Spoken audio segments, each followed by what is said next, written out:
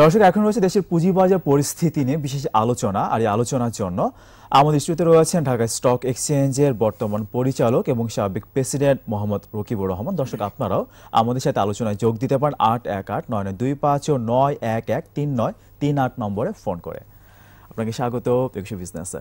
জি, সেই সাথে স্বাগতম, আপনি আবারও আগামী 3 বছরের জন্য ডিএসসির পরিচালক পদে নির্বাচিত হয়েছেন। তো সেই সূত্র ধরে একটু জানবো যে আস্থা তো বেশ খানিকটা দেখা যাচ্ছে আমাদের মার্কেটে, তো আস্থা ধরে রাখতে মানে কোন জায়গায় আসলে কাজ করা উচিত, মানে কোন দুর্বল জায়গাগুলো এখনো রয়েছে? আজকে এই মুহূর্তে আপনি অত্যন্ত একটা গুরুত্বপূর্ণ প্রশ্ন করেছেন। প্রথমে আমি আমার দর্শক যারা আছেন, যারা এই অনুষ্ঠানটা দেখছেন, সবাইকে আমি অত্যন্ত কৃতজ্ঞতা ধন্যবাদ জানাচ্ছি যে আমার জন্য দোয়া করেছেন। আমি আবার আপনাদের মাঝে আসতে পেরেছি এবং কথা বলার সুযোগ পেয়েছি। তো ইনশাল্লাহ আমি যে কথাগুলি বলবো, আমি চেষ্টা করব আমার বিনিয়োগকারীরা অন্তত সে কথাগুলোকে একটু ফলো আপ করার জন্য আমি চেষ্টা করব। প্রথম কথা হলো যে হ্যাঁ, আস্থা ফিরে এসেছে। অনেকে বলছেন যে একটা আস্থার জায়গা তৈরি হয়েছে। আমি অনেক অ্যানালাইসিস করে দেখেছি আসলে একটা আস্থার জায়গা তৈরি হয়েছে। অনেকে মনে করছেন যে বাজারটা ভালো হবে, মাননীয় প্রধানমন্ত্রীর স্বপ্ন পুঁজিবাজারে স্টেবিলাইজ হবে, পুঁজিবাজার থেকে বড় বড় পুঁজি সংগ্রহ করে দেশকে সমৃদ্ধশালী করা হবে, বিনিয়োগকারীরা লাভবান হবে। সেই হিসাবে যারা সাইড লাইনে ছিলেন ইলেকশনের আগে তারা আবার ফিরে এসেছেন এবং অনেকে এসেছেন, অনেকে আরো অপেক্ষা করছেন হয়তো ভালো ভালো শেয়ারের জন্য। সেই বিবেচনায় যদি আমরা ধরি তাহলে আমার মনে হয় আস্থা ফিরে এসেছে এবং এই আস্থাটা থাকবে বলে আমি 16 মাসের মধ্যে সর্বোচ্চ লেনদেন প্রায় 1200 কোটি টাকা গতকাল হয়েছে। এই ব্যাপারে রনক আপনার সাথে আমি দ্বিমত পোষণ করছি যে 1200 কোটি টাকা 1500 কোটি টাকা ঢাকা স্টক এক্সচেঞ্জের লেনদেন, এটা আসলে তারপর আমরা 3,500 টাকা লেনদেন করেছি। তা আমি মনে করি এই লেনদেন 2000 কোটি টাকা প্লাস যতক্ষণ না হবে ততক্ষণ বলা যাবে না যে এটা একটা ভালো পুঁজিবাজার। এখন আমার প্রশ্ন হলো যে এই যে পুঁজিবাজার ভালো হলো, এই যে পুঁজিবাজার আস্থা ফিরে আসছে, এই যে পুঁজিবাজারে লেনদেন হচ্ছে, এই যে আমরা ইন্ডেক্সকে দেখি না, আমরা দেখি হলো টার্নওভার যত ভালো হবে তত বুঝবেন যে পার্টিসিপেশন বাড়ছে। আর আমরা মনে করি ইন্ডেক্স যত ভালো হবে, যত বাড়বে তত পুঁজিবাজার ভালো হবে, ইন্ডেক্স কমে গেলে পুঁজিবাজার খারাপ। এগুলি ঠিক না। Index is not the indicator, indicator is the turnover. তো এখন আমার প্রশ্ন হচ্ছে যে আমরা এই যে আমি যদি 96-কে ধরি, আমি যদি 2009-10-কে ধরি, সেই সময় যে দুর্বলতাগুলি ছিল সেই দুর্বলতাগুলি কাটিয়ে উড়িয়ে বাজারকে আমাদেরকে স্টেবিলাইজ করতে হবে, ভালো করতে হবে। তাহলে ভালো করতে হলে আমাদের কি করতে হবে? এখন দুর্বল দিক কোথায় দেখতে হবে আপনাকে।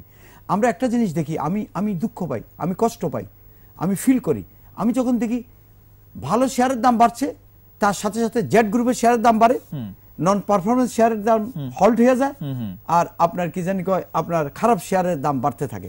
এবং যে সকল শেয়ার আদৌ কোনো উৎপাদনে নাই, যে সকল কোম্পানি আমরা নোটিশ করেছি 15টা কোম্পানি, আমরা বলছি তারা এসে বলছে তাদের আগামী 3 বছরে উৎপাদন যাওয়ার কোনো সম্ভাবনা নাই, ইভেন আগামী 5 বছরে তাদের ডিভিডেন্ড দেওয়ার কোনো ক্ষমতা নাই, আমরা দেখি সেই কোম্পানির শেয়ার হল্ট হয়ে যায়। আমরা অপরদিকে কি দেখি যে ছোট ছোট পেড অফ ক্যাপিটাল কোম্পানি, একটি কোম্পানি পেড অফ ক্যাপিটাল মাত্র 50 লাখ, দেখা যাচ্ছে তার কোনো গত কয়েক বছর তার কোনো ডিভিডেন্ড নেই, তার একটা রিজার্ভ আছে এবং যেহেতু তার কোম্পানি ছোট, তার পেড অফ ক্যাপিটাল ছোট, সে একটা ডিভিডেন্ড দিয়ে যায় 5%, 10% বোনাস টোনাস দিয়ে থাকে। এই কোম্পানির কোনো পারফরমেন্স নাই, কিছুই নাই, এটার দাম হয়ে গেছে 4000 টাকা। একদম মনে করেন আপনি এই যে দুর্বল দিকগুলি। আরেকটা দুর্বলতার দিক মারাত্মক, দুইটা দুর্বল দিক আছে, আমি পরে অ্যাড্রেস করবো অন্যদিকে। আর দুইটা দুর্বল দিক হলো কি, আমরা কি দেখি যে 96 আমরা যেটা দেখেছি, 2009-10 যেটা দেখেছি, যে দুর্ভাগ্য আমাদের যে আমাদের স্পন্সর সো কল্ড উদ্যোক্তা, আমি ভালো উদ্যোক্তার কথা বলবো না, আমি যার ভালো উদ্যোক্তা যারা বাজারকে গতিশীল করতে চায়, আমি উদ্যোক্তার এই বিষয়ে কথা বলবো। ছোট্ট একটা ফোন নিয়ে আসি। হ্যালো দর্শক, আপনার নাম বলে প্রশ্ন করুন। হ্যালো, আসসালামু আলাইকুম। ওয়ালাইকুম আসসালাম। আর কিছু অনেকদিন পর দেখতে পেলাম। অনেকদিন পর, থ্যাংক ইউ, ধন্যবাদ। আর 7-2000 কোটি টাকার স্বপ্ন দেখে আমরাও দেখি। স্যার, প্রশ্ন হলো যে ভালো ভালো ইস্যু তো অনেক কম আসছে স্যার, একমত, এইটা আসা উচিত। জি, দেশ এগিয়ে যাচ্ছে, বাংলাদেশে বড় বড় কোম্পানি আছে, দেখা যাচ্ছে ছোট ছোট কোম্পানি আসে টাকা তুলে নিয়ে তাদের মধ্যে তারা চলে যাচ্ছে। একমত আপনার সাথে। জানতে চাচ্ছি যে বড় বড় আইপিও আসার সম্ভাবনা কতটুকু? আপনাকে অনেক ধন্যবাদ, খুবই ভালো কথা বলেছেন। এই যে কথা আমি বলতেছিলাম ভাই, অত্যন্ত আমি বিনিয়োগকারী ভাই, আপনার প্রশ্নটা আপনি অনেক পড়ালেখা করেন, অনেক স্টাডি করেন, বুঝা গেল। Thank you very much. হয়তো আপনার সাথে আমার পরিচয় নাই, আপনি কিন্তু আমাদের মার্কেটিং অনেক সচেতন বিনিয়োগকারী, আমি কিন্তু অনেক কারণে কিন্তু আপনার কথার উত্তরগুলো দেখছি যে এই দুর্বলতা কথাই আপনি বুঝতে পারবেন। এই স্পন্সররা 96 তথাকথিত স্পন্সর বলছি, যারা কোম্পানির দিকে নজর না দিয়ে, কোম্পানির পারফরমেন্সের নজর না দিয়ে, যারা শুধু শেয়ার ব্যবসা করে টাকাটা কামাতে চায়, সেটা 2096 যেটা ছিল, 2009-10 সেটা ছিল, এখনো সেটা দেখা যাচ্ছে। কিন্তু প্রক্রিয়া বিভিন্নভাবে কাজটা হচ্ছে। কিভাবে হচ্ছে আপনি দেখেন, আপনি শেয়ার বিক্রি করবেন, আপনি কাউকে জানাচ্ছেন না, আপনি আজকে ডিক্লেয়ার দিয়ে আজকে বিক্রি করে দিয়ে আপনি বেরিয়ে যাচ্ছেন। আরে ভাই, আমি আপনাকে দিকে আপনার কোম্পানির শেয়ারটা কিনেছি, আমি তো ম্যানেজমেন্টে নাই, আমি তো দেখেছি একটা ভালো উদ্যোক্তা, একদম একটা ভালো পারফরমেন্স লোক, আমি তাকে দেখে আমি আপনাকে দেখে আপনার শেয়ারটা কিনেছি, আপনার ম্যানেজমেন্টে তো আমি থাকি না, একদম আপনি বেরিয়ে যাচ্ছেন, আমি তো বেরিয়ে পাচ্ছি না। সেটাই আমি মনে করি এই যে একটা প্রবণতা, এই যে শেয়ার, এটা হলো একটা প্রবণতা। কি প্রবণতা দাঁড়িয়েছে? যে কোম্পানি চালাবে কি দরকার, কোনো মতে একটা কোম্পানি নিয়ে আসো, তারপর এটা 900 করো, 900 করে শেয়ার বেচে 20 বছরও যা ইনকাম করতে পারবে না, শেয়ার বেচে তার 2 বছর তার চেয়ে বেশি করছে। আচ্ছা, ইপিএস বেশি দেখাচ্ছে, কম দেখাচ্ছে, আমি প্রবণতাটা বলছি, attitude, that is very bad for the capital market. পৃথিবীর কোনো দেশে এটা হয় না। দ্বিতীয়ত দেখেন, আরেকটা বিগত দিন 2009 দেশে আমরা একটা প্রবণতা খেয়াল করেছি। প্রবণতা কি ছিল আপনার মনে আছে? যে ভাই, আমি আপনাদের থেকে টাকা তুলবো। কি টাকাটা কেন তুলবো? লোন পরিশোধ করার জন্য। একদম আমি এখন চক্রবৃদ্ধি হারে 19-20% ইন্টারেস্ট দিই, আপনি যদি লোনটা পরিশোধ করে দিই, তাহলে দেখবেন এই 19-20% ফ্রি হয়ে গেল, আরো কিছু জোগাড় করে আপনাদেরকে ভালো ডিভিডেন্ড দেবো। আচ্ছা, ওনারা কাজটা করলেন, টাকাটা তুললেন, লোন পরিশোধ করলেন, ওনারা ফ্রি হয়ে গেলেন। কথাটা বুঝিয়েন, একদম উনি, ওনার পরিবার, যারা বোর্ড অফ ডাইরেক্টরস, ওনারা কিন্তু ফ্রি হয়ে গেলেন। এরপর যে আমাদের যে কমিটমেন্ট করছেন, ওই যে 19%, 18% আমরা রিজার্ভ পাইলাম সুযোগ, প্লাস আরো কিছু দেবো, তারপর আর কোনো খবর নেই, এটা ডিভিডেন্ড পাচ্ছে না, ভালো ইপিএস পাচ্ছে না। না, ওইটা বড় কথা না, আমরা বুঝার চেষ্টা করি রনক, মানে এরপর আর কোনো খবর নেই, ওনার কাজ তো হয়ে গেছে। সেটাই উনি তো দায়িত্ব, উনি তো ইয়ে থেকে ওনার যে ইয়ে ছিল ব্যাংকে, যে ওনার যে দায়বদ্ধতা ছিল, কিন্তু না, উনি তো ফ্রি হয়ে গেলেন, আর যা জনগণের উপর সেটাই আমি বলতে যাচ্ছি, যে দায়বদ্ধতা তো আসলে ওই জায়গায় ফ্রি হয়ে গেলেন। আচ্ছা, তখন আমরা বলেছিলাম যে, আমি তখন বলেছিলাম, আপনার মনে আছে 2012-13-তে, যে লোন পরিশোধ করার জন্য টাকা তুলতে দেওয়া যাবে না। কিন্তু তখন 2013-তে আমি যে রিফর্মসটা দিয়েছিলাম, অনেকে আমার সাথে একমত পোষণ করেননি। কিন্তু পরবর্তী পর্যায়ে এখন এটাকে বলা হচ্ছে 25%। এখন হলো 25% যে আপনি পরিশোধ করতে পারবেন।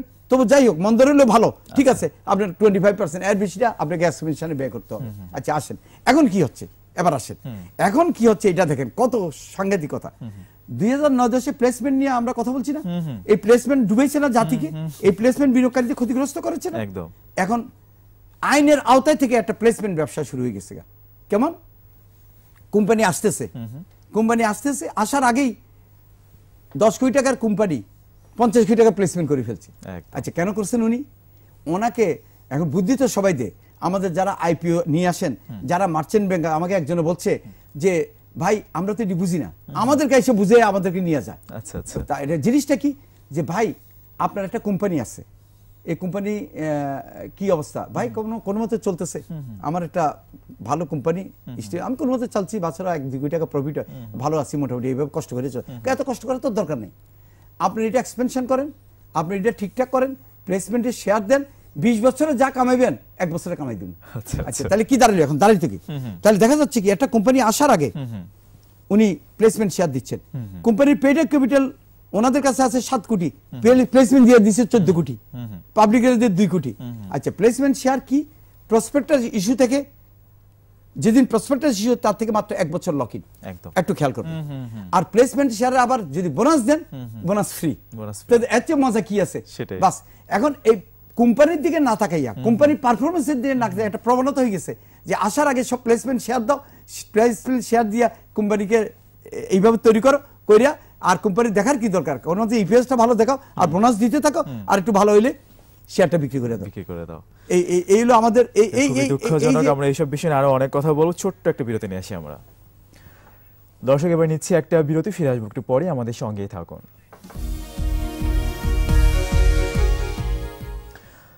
আবারও স্বাগত একুশে বিজনেসে।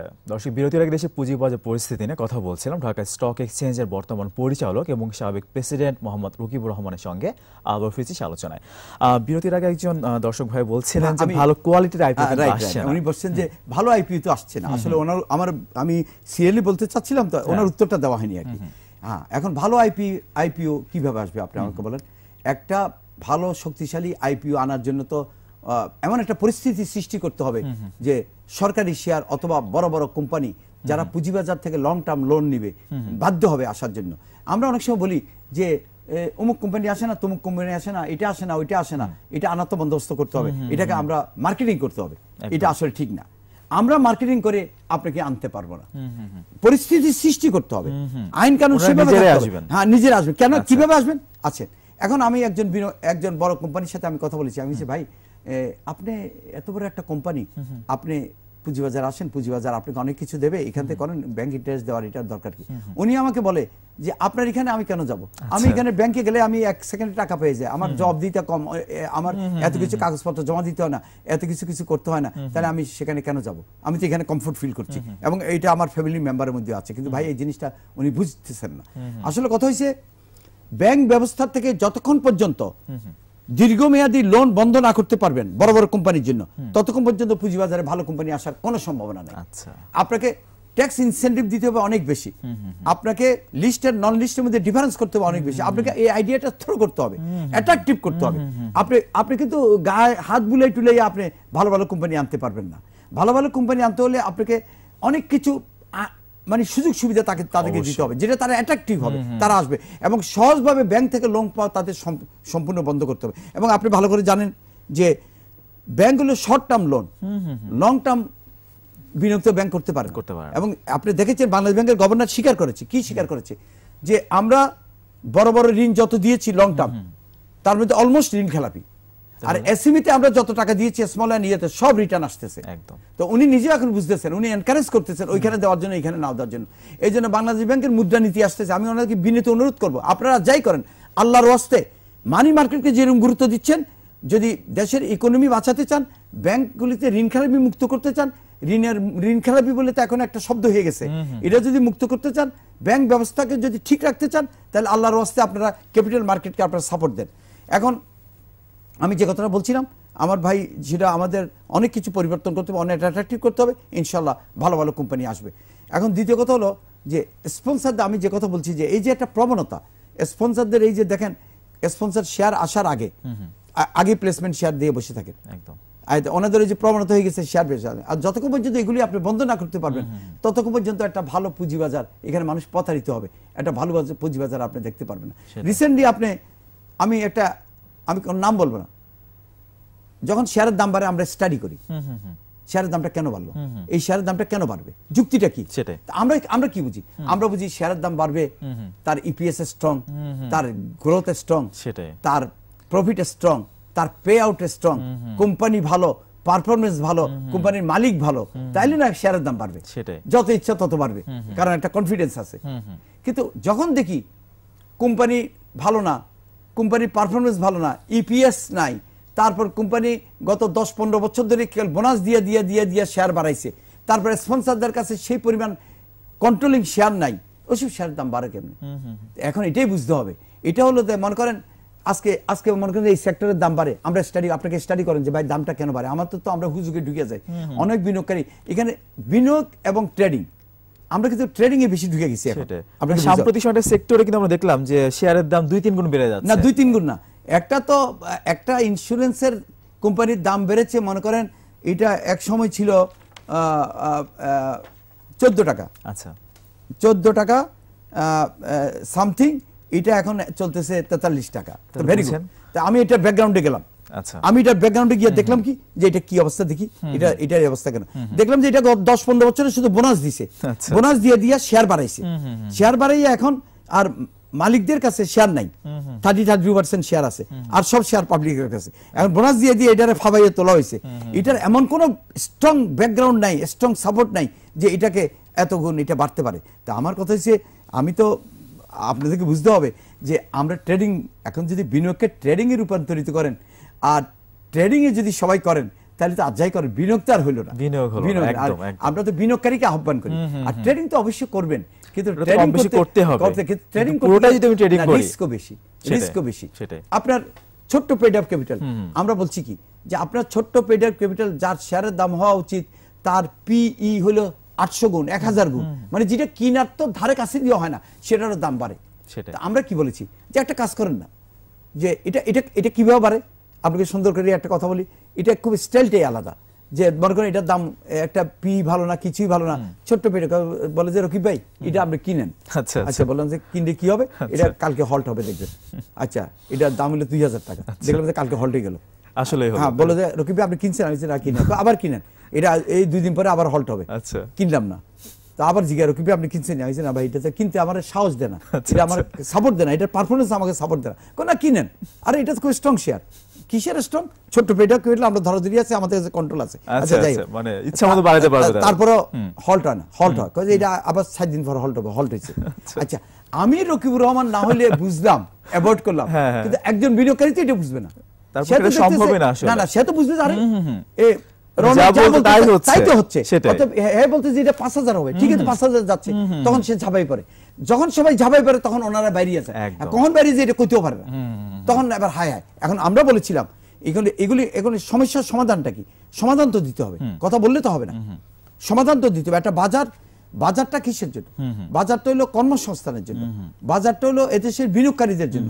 এই বিনিয়োগকারীরা এই বাজারকে শক্তিশালী করবে, এই বিনিয়োগকারীরা এই পদ্মা সেতুতে টাকা দিতে চেয়েছিল, এই বিনিয়োগকারীরা দেশের অর্থনীতিতে ভূমিকা রাখতে চায়, খুব স্ট্রং ভূমিকা রাখতে চায়। এখন এই ভূমিকা রাখার জন্য আমরা যে জায়গায় আছি আমাদের সেই কাজগুলি আমাদের করতে হবে। এখন করতে হলে আমাদের এই যেই দুর্বলতাগুলি আমি তুলে ধরলাম, প্রত্যেকটা দুর্বলতা যদি আপনি অ্যাড্রেস করতে না পারেন তাহলে অন্তত আপনি একটা ভালো বাজার বলতে পারেন না। তা আমার যেটা ধারণা যে আপনার ডিভিডেন্ড পলিসি, আপনি দেখেন ডিভিডেন্ড পলিসি, আপনি অনেক কোম্পানি দেখবেন ডিভিডেন্ড পলিসি কি করে, বোনাস দেয়। উনি বোনাস কোথেকে দিবেন? বোনাস কারা দেয়? বোনাসের অ্যাটিটিউডটা কি? বোনাসের অ্যাটিটিউড হলো একটা কোম্পানির পেড আপ ক্যাপিটাল এত আছে, এটার এত লাভ হইতেছে যে স্পন্সর চায় যে এটা আরো ছড়িয়ে পড়ুক, এটার পেড আপ ক্যাপিটাল বাড়াবো, পেড আপ ক্যাপিটাল বাড়াইয়া আরো এটা সার্কুলেট হোক বেশি, শেয়ার হোক। যেহেতু পেড আপ ক্যাপিটাল বাড়লো আমার যে আয় হচ্ছে সেই আয় অনুযায়ী আমি যে 100% বোনাস দিতে চাই এটা আমি দিতে পারবো, সরি ডিভিডেন্ড দিতে চাই ক্যাশ এটা দিতে পারবো। এটা হলো বোনাস শেয়ার দেওয়ার পিছনে যুক্তিকতা, মানে যারা করে পৃথিবীর সব দেশে, আমাদের যা আইডিয়া। আর আমাদের এখানে বোনাস দিচ্ছেন কারা? যাদের নাই ইপিএস, যাদের নাই রিজার্ভ। আপনি রিজার্ভের এগেইনস্টে তো বোনাস না দিয়ে পারেন, দিতে হবে আপনি। তো দেখাচ্ছে ওনার এত টাকা রিজার্ভ আছে, উনি বোনাস দিচ্ছেন। তো উনি বোনাস দিয়ে শেয়ার বাড়াইতেছেন। আমরা ওই টাকাটা কিসের জন্য? গ্রোথের জন্য রাখছি। কিসের গ্রোথের জন্য রাখছেন আপনি? কে বলছে আপনি এখানে গ্রোথের জন্য রাখার জন্য? আসলে ওইটা না, আসলে ওই টাকাই খরচ করে ফেলছি, ওই টাকাই নাই, ক্যাশ দেওয়ার মতো কিছু নাই, কাগজ ধরাই দিচ্ছে। এক সময় এটাকে ম্যানিপুলেট করে এবার এটা দিয়ে আপনি শেয়ারকে বাবল করে তারপর ওনার টাকা নিয়ে বাইরে যাবে। এই যে ডিভিডেন্ড পলিসি, এই যে আইপিও পলিসি, এই যে বাংলাদেশ ব্যাংকের ভূমিকা, বাংলাদেশ ব্যাংক আপনি চিন্তা করেন যে কি বলবো আপনাকে, সেন্ট্রাল ব্যাংক পৃথিবীর সব দেশে ক্যাপিটাল মার্কেটকে স্টেবিলাইজ করে। আজকে সেন্ট্রাল ব্যাংক বুঝতেছে, গভর্নর সাহেব বুঝতেছেন যে আমরা যে বড় বড় লোন দিছি, বড় বড় টাকা দিছি, বিভিন্ন প্রজেক্টে চাইবার মাত্র টাকা দিছি, 1,60,000 কোটি টাকা ঋণ খেলাপি, 48 কোটি টাকা আপনি অবলোকন করছেন, সারাক্ষণ কেন অবলোকন করতে হতেছে আর ঋণ খেলাপি হচ্ছেন। আপনি করছেন কি? পুঁজিবাজারে নির্জীব করে রাখছেন। কি করছেন? আপনি বলতেছেন কি? পুঁজিবাজারে আপনি বলতেছেন বার্ক টু বার্ক অ্যাডজাস্ট করতে হবে এক্সপোজার লিমিট। আপনি একটা লিমিট করে দিচ্ছেন। কি লিমিট? এই লিমিটের মধ্যে তোমাকে থাকতে হবে, এর বেশি তুমি ইনভেস্ট করতে পারবে না। এখন লিমিটের মধ্যে এই মনে করেন একটা ব্যাংক আগে ছিল তো তার টোটাল ইনভেস্টমেন্ট তো তার পেড আপ ক্যাপিটাল না, আপনি এটা কি আমরা কি বলি, ডিপোজিটের 10% ছিল, অনেক বড় অ্যাকাউন্ট। এখন কি করছেন? রিজার্ভ পেড আপ ক্যাপিটালের 25%। তো কেউ যদি আগে 500 কোটি বিনিয়োগ করতে পারতো, এখন পারে 40 কোটি 50 কোটি টাকা। এর মধ্যে বাংলাদেশ ব্যাংক কি করছেন যে আপনি যখন শেয়ারটা কিনবেন, মনে করেন আপনার 100 কোটি টাকার শেয়ার কেনার ক্যাপাসিটি আছে, তো 100 কোটি টাকার শেয়ার আপনি কিনলেন, তো 100 কোটি টাকার শেয়ার কেনার পর দেখা গেল 10 কোটি টাকা লাভ হয়েছে। কত হলো? 110 কোটি টাকা লাভ হয়েছে না? 10 কোটি টাকা লাভ হয়েছে না? এখন ওনারা বলতেছেন এটা এক্সপোজার লিমিট ক্রস করছে, মানে মার্কেট প্রাইস, অত তোমার শেয়ার বেচে দিতে হবে। মানে ওনারা ব্যাংকের যারা মার্কেটকে স্টেবিলাইজ করবে, যারা লং টার্ম বিনিয়োগে থাকবে, তাদেরকে ওনারা ট্রেডিং এ নামাই দিছে। ট্রেডিং করো, বইভাবে ট্রেডিং করো, মানে ওনাদের একটা ধারণা হয়েছে এটা বাবেল হবে, বাস্ট হবে, মানে আসলে বুঝার অনেক দুর্বলতা আর কি। আপনি এটা কেন করতে যাচ্ছেন?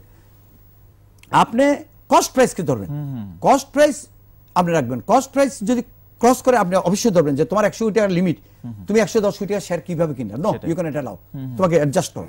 এটা ঠিক আছে, কিন্তু লাভের টাকাটা তো তারা চিন্তা করবে কখন বিক্রি করবে, কখন তারা ডিভিডেন্ডের জন্য বিক্রি করবে, প্রয়োজনে বিক্রি করবে। আপনি তাদেরকে যদি ট্রেডিং ইনস্টিটিউশনকে যদি ট্রেডিং এর মধ্যে রাখেন, তাহলে আর বিনিয়োগের কথা বলছেন কেন? বিনিয়োগ হবে কিভাবে? তো বাংলাদেশ ব্যাংকের এটা বুঝতে। আর ডেফিনিশনের ব্যাপার কি বলতেছেন, এটা হলো এই বিনিয়োগটা, এই এক্সপোজারটা, ডেফিনিশনটা হলো আপনি পুঁজিবাজারের জন্য, সেকেন্ডারি মার্কেটের জন্য। এখন দেখা যাচ্ছে বন্ডে দিচ্ছেন, আপনি নন পারফরমেন্স শেয়ারে দিচ্ছেন, আপনি প্রেফারেন্সিয়াল শেয়ার কিনতে দিচ্ছেন, আপনি ইন্স্যুরেন্স ওইখানে দিচ্ছেন, যেগুলি কোনোদিন ক্যাপিটাল মার্কেটে আসবে না, তাহলে টাকাটা ওইদিকে চলে যাচ্ছে, তাহলে এখানে আরো কমে যাচ্ছে, তাহলে লাভটা কি?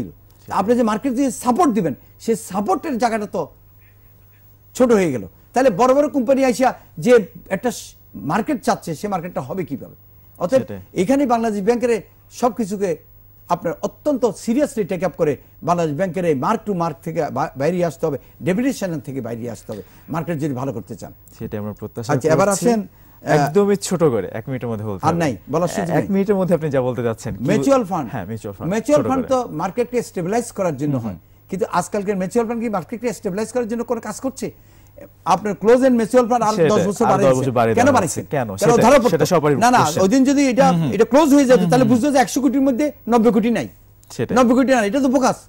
তাহলে ভাই সব জায়গাতে যদি এত রেগুলেটরি হয়, সব জায়গায় যদি আমরা এতভাবে করি, তাহলে এই যে একটা ভালো বাজার গড়ে উঠতেছে, এই বাজারটাকে আমরা রক্ষা করতে হবে। এই বাজার তো দেশের জন্য, জনগণের জন্য, সরকারকে থাকতে হবে, সরকারি শেয়ার আসতে হবে, ভালো ভালো শেয়ারকে আসার জন্য ব্যাংক ব্যবস্থা থেকে বন্ধ করে দিতে হবে লোন নেওয়া, এবং তাদেরকে বাধ্য করতে হবে, কর্পোরেট ট্যাক্স কমাই দিতে হবে, তারপর স্পন্সর শেয়ার বিক্রি করার যে প্রবণতা, শেয়ার নিয়ে ব্যবসা করার যে প্রবণতা, এটা বন্ধ করতে হবে, বোনাস দিয়া যে প্লেসমেন্ট শেয়ার এটা বন্ধ করতে হবে, ছোট ছোট ক্যাপ যেটা করে এগুলি বন্ধ করতে হবে। তো আমার কথা হলো এই সব কাজগুলি করলে ভালো হবে, ইনশাল্লাহ আমরা করব।